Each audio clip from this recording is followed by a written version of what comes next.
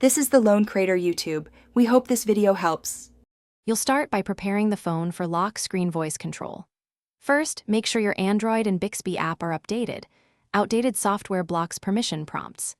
Next, secure the device with PIN, pattern, or fingerprint while disabling smart lock features that can override lock behavior. Once done, open Settings, go to Lock Screen, and select Widgets and Shortcuts so you can access Bixby actions. This first step unlocks the permission dialogues you need. Follow the prompts when they appear to proceed immediately. Now you'll grant the specific permissions that let Bixby run from the lock screen.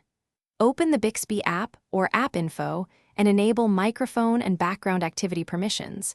Then toggle the lock screen access permission so Bixby can listen before unlock. Make sure Voice Wake Up is enabled within Bixby settings and allow notifications on the lock screen for prompts. After that, assign Bixby to a lock screen widget or shortcut slot, so a single gesture or dedicated button triggers Bixby while the phone remains locked. Finish by testing the setup with the phone locked. Press the Bixby button or say the wake phrase and watch for a prompt. If Bixby responds, practice a few commands to confirm microphone clarity and that sensitive actions require unlocking.